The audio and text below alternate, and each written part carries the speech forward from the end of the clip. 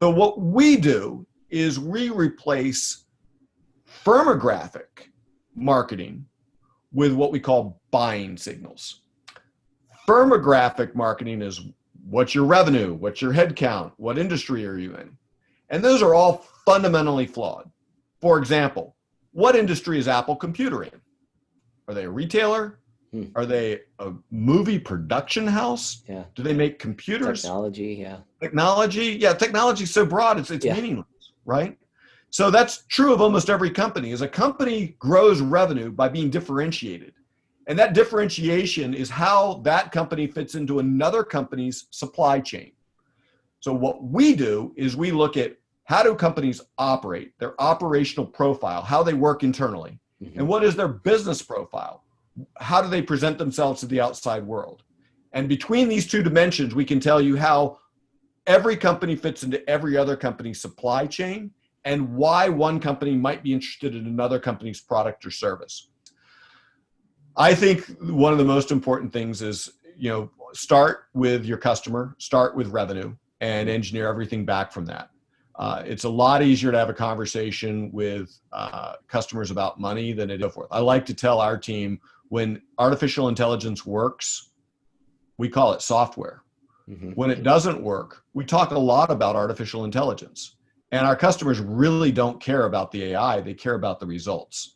And if we maintain that discipline throughout the organization, it actually makes us, ironically, an AI first company, because everything we do is around our AI targeting to drive revenue growth.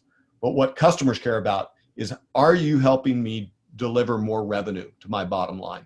Dysfunctional, extremely dysfunctional. That's the single word answer. Yeah. Did you have siblings or? Yeah, so my parents divorced in a long, ugly divorce, probably when I started when I was about 6, and about 8, I think the divorce was finalized. And so I was shuttled between a lot of houses. I had my mother remarried and to a family that had 2 much older siblings. My father remarried into a family that had 3 other siblings. And so I actually had a total of, I had a biological sister. So I had 6 brothers and sisters growing up. Wow. And then as an adult, my father remarried again at the age of 81, adding 4 more siblings. So I have a total of 10 siblings. And I think that, my childhood was not a particularly happy one. I don't think that I felt, it was tough. I was fortunate in a lot of ways. I was fortunate that I was in a middle-class family. So I think I had a lot of shots on goal, so to speak, multiple chances to recover from failure, which helped me a lot because I was not a particularly good student in school. I got kicked out of the gifted program for misbehavior. I graduated in the bottom half of my high school class. But because of the middle-class nature of my family, I was still able to go to college, still able to get a job. And when I graduated from high school, I grew up in southwestern Pennsylvania in a little town called Latrobe. And when I graduated from high school in 1984, the economy was just in the tank. Yeah. I thought that I really wanted to get a job to see the world. I needed to make some money, and there's no opportunity in the coal mines. There's no opportunity in the steel mills. They were all laying people off. I tried to go into the merchant marine and couldn't get a job there either. And so going to college was plan D. Okay. And I was very fortunate that a friend of mine talked me into it. And I was fortunate enough to have a family background, because I think the other alternative for me was to go sign up for the military. And so I think a lot of my life has really been lucky in a way. I think that I was fortunate to have started businesses with some really great people. I started my first company when I was 25. And I think that was a real seminal moment in my life to learn what it took to actually start a business and grow a business. Yeah. Yeah. Talk a little bit about what the inspiration was to start that first business. You hadn't ever had any entrepreneurial tendencies before that, it sounds like. What made you want to jump into? Yeah, business? I did have a little bit of entrepreneurial tendencies before that. So when I was a kid growing up, I had a paper route when I was back when we delivered papers, I was probably about, I think the minimum age was you had to be 12. And I think I got my first paper out right at the age of 12. I also cut grass and shoveled snow and did whatever I could do to make some money. My father actually started his first business at the age of 48. Oh, he wow. was broke. He was divorced. He didn't have anything left to lose. And so he started his first business, and he was very successful after I had left the house. Mm-hmm. And I always wanted to be an entrepreneur. In fact, I became a very good student in college. And when I got out of college, I worked at a strategy consulting firm. And it was like one of these 2 or 3 year analyst positions, and then they push you off to go get an MBA. Mm-hmm. I got into an MBA program, and I went to the interview to talk to the other students. I realized I was just cut of different material.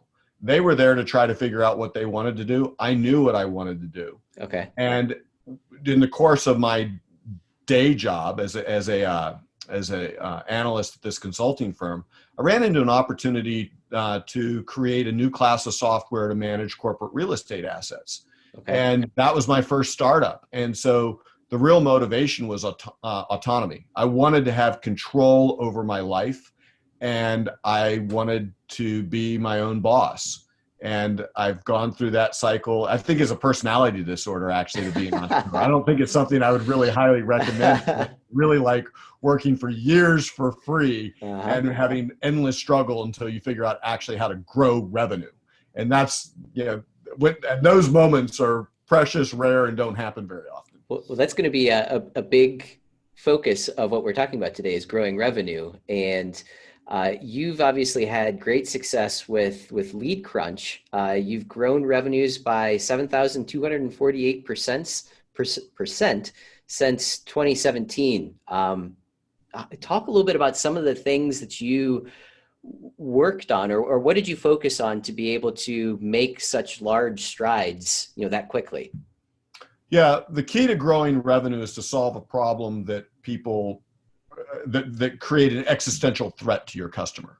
So in our case, we are a business-to-business artificial intelligence that helps marketers find the right audience and engage that audience of ideal prospects to become their next best customer. Mm-hmm. And so what we fundamentally do is find the ideal customer profile based on account-based marketing lists or prior customers. So you can give us any list and we'll find lookalikes to that list.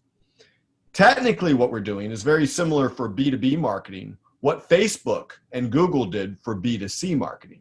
And that is Facebook replaced demographic segmentation with psychographic segmentation. Mm-hmm. Instead of looking at where do you live and your age and what your education is, which are all demographic profiles, mm-hmm. They looked at what do you like, who are you friends with, what are your friends like, and it's a much more networked approach of understanding who you are as a person. What we do, business to business marketing, is fundamentally different. The way you grow revenue in a B2B market is very different than the way you grow revenue in B2C. Mm-hmm. One example of that difference is in business to consumer marketing, personalization increases the conversion rate, and that obviously drives up revenue. Mm-hmm. In B2B, you're selling to an organization where there's multiple decision makers, or at least multiple people influencing the decision. And so you have to build consensus. So if you're selling to an organization that has 5 influencers and 1 decision maker, you have 6 different people that are involved in the decision. If you personalize the message, you're likely to amplify the differences between those 6 people. You're not going to build consensus. Mm-hmm.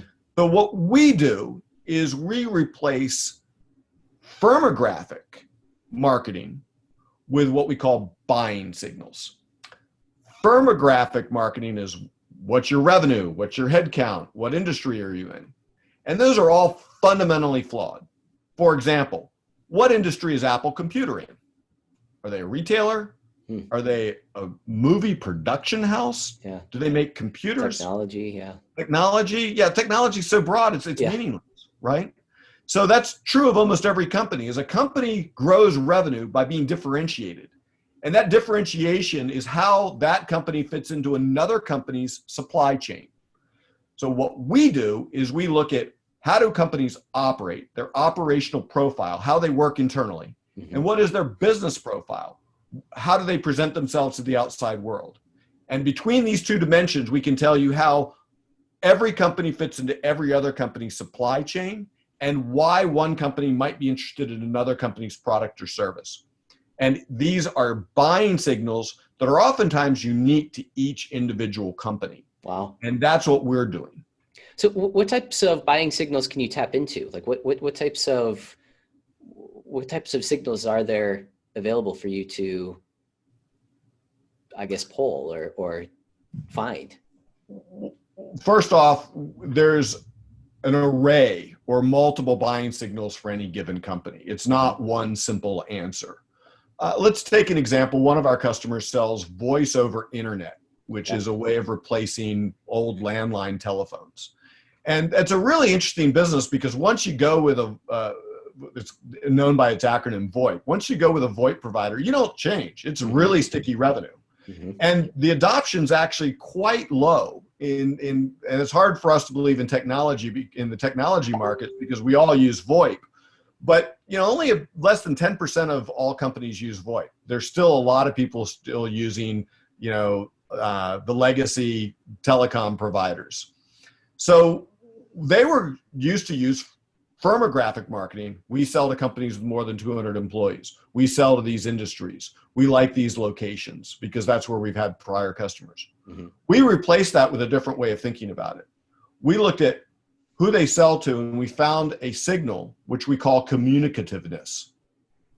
What portion of their employee base are in high communication roles? High communication role would be sales, customer service, customer success, versus low communication roles, which might be engineering.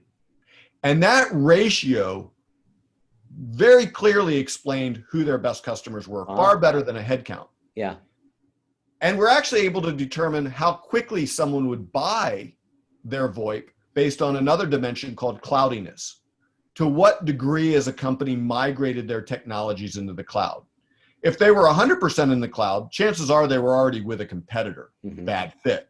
If they were 0% in the cloud, hard sales cycle. So there's actually a sweet spot between 20 and 40% where they had the shortest sales cycle. So we could tell them who to target and what would be the fastest sales. Wow. And we're actually able to increase their conversion rate 700%. Wow. While we increase their available market by more than 300%. That's incredible. What would be the setup for someone that is looking for your services? Like what type of information? I know that you said, if you have a list, that would be great. What happens if someone doesn't have a list? Is there any way that you have some type of a database already? No. And then I guess how large of a list would you need? Is it more the better, or is there a minimum that you would need to be able to? Yeah, all great questions.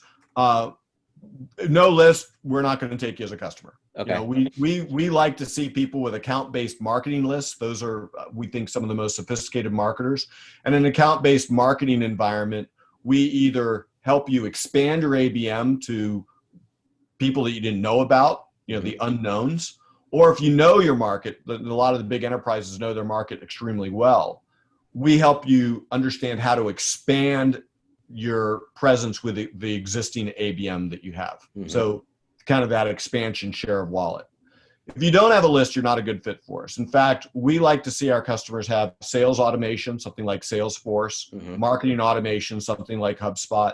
We like to see them have at least 10 pieces of content, which would be white papers, case studies, best practices guide. This tells us that they are an analytical marketer and they have the tools that we need to do our job. It starts off by giving us a list. The list can be as short as 50. More is better. Our enterprise customers literally gives us thousands of examples. What's unique about our technology is that it can work on as few as 25. Wow. So it will work on very faint signals, but obviously the more data you give it, the smarter it becomes. Yeah. Yeah. And what is the turnaround time for you to enter in these lists and then it to return the results, or these are the right types of companies to focus in on? Less than 30 seconds. Okay. So So once you upload it, it's we've done a lot of optimization around the engine, but the engine's looking at billions of data points, and it's in a very fancy, sophisticated cloud computing architecture where if you upload into our system and it gives you the ideal customer profile and a target list, that whole cycle typically takes way less than 30 seconds. Sometimes it's as fast as 3 or 4 seconds. Yeah. And is this available for pretty well any B2B company, or are there certain industries that it works better in than others? It's easier to tell you what we don't do. Okay. We don't do business to government. We don't do a lot of regulated industries. If you need to sell to radiologists, that's a published list. We're not very good. We don't add a lot of value where there's a published list. Where we add the most value is where customers say, well, our sales team can tell you the ideal customer kind of intuitively. There's more than one way to describe it. Or where there's a complex sale or complex buyer profile, or where the actual value of the product is quite high. Not surprisingly, most of our customers are big tech companies. SAP, Google, these type of companies use us quite extensively.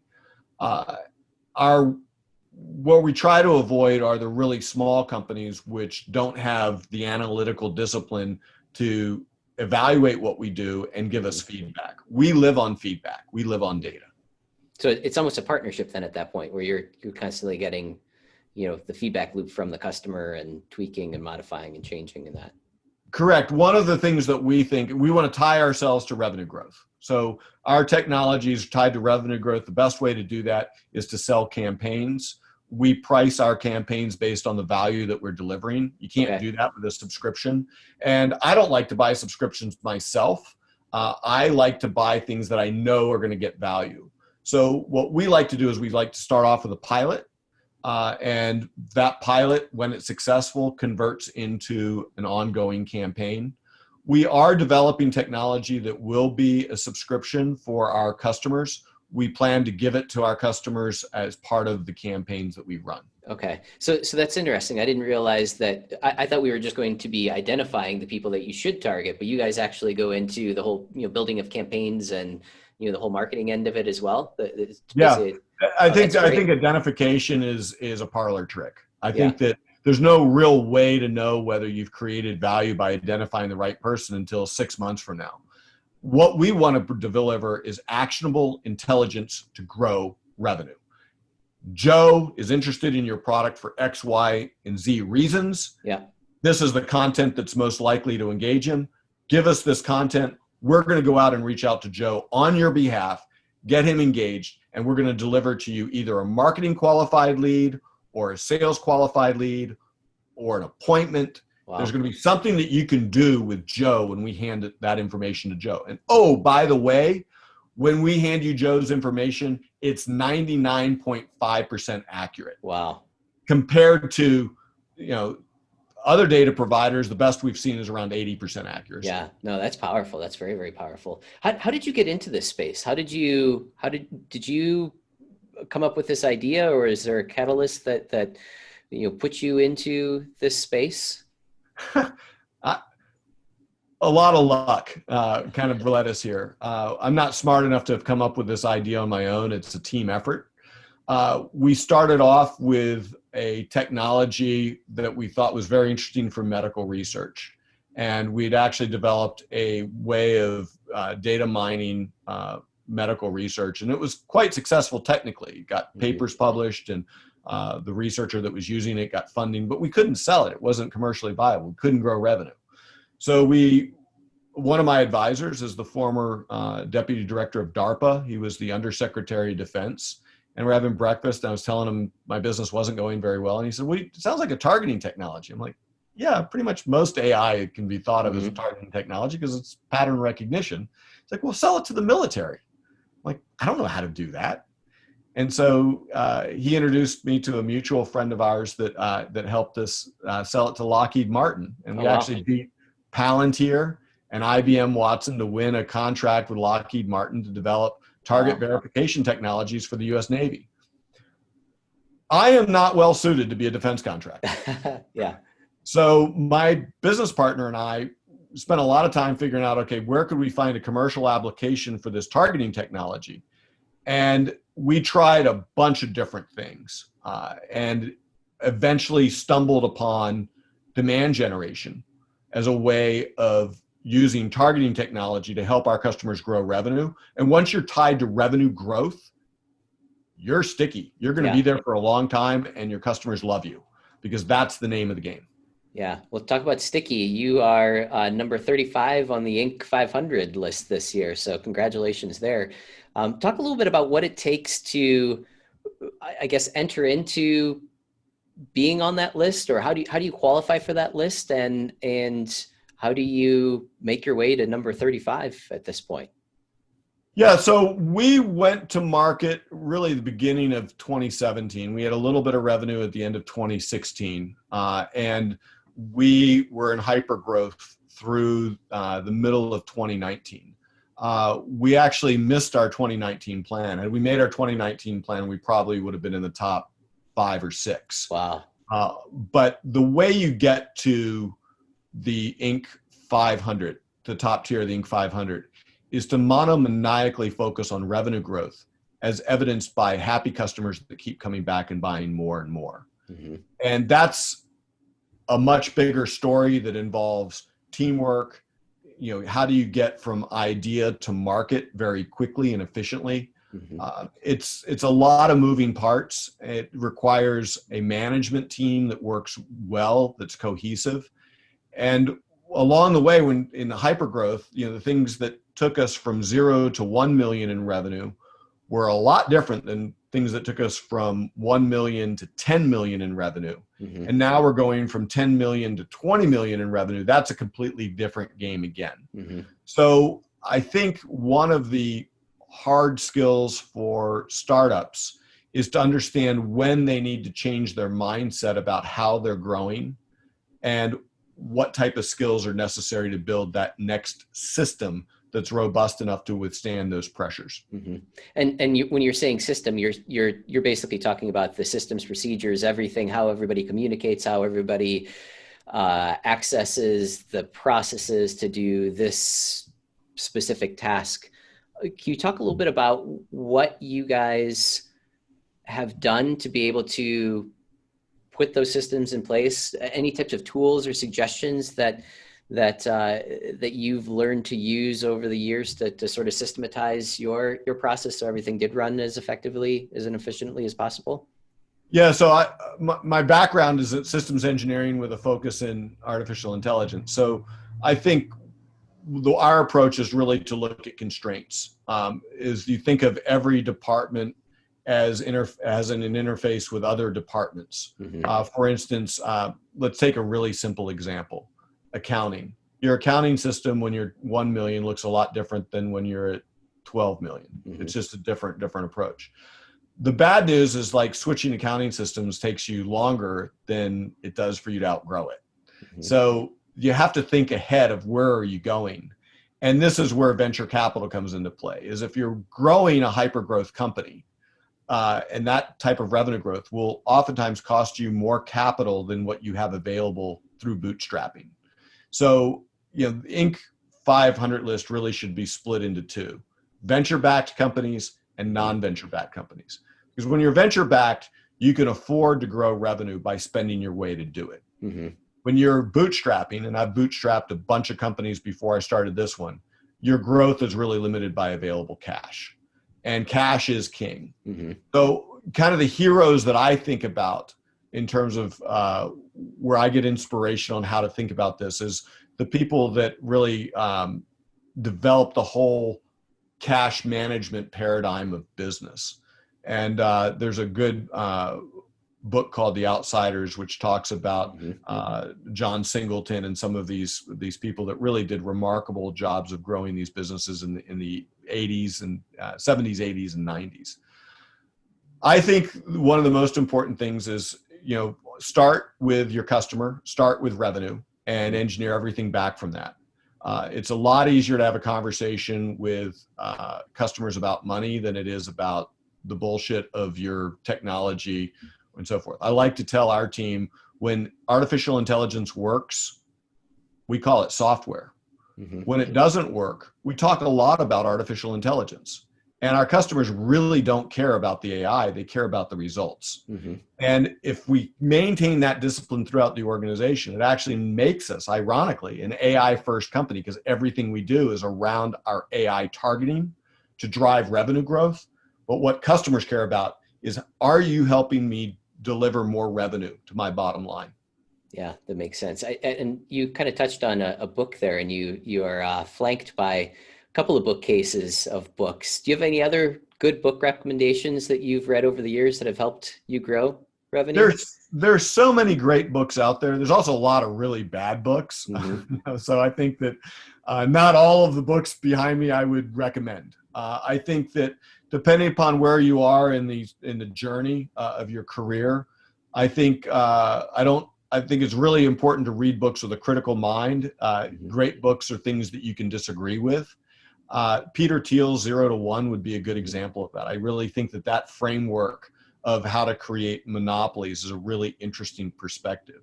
I have modified it because I don't agree with everything that Peter Thiel has said, but I think that he's got some really key points there.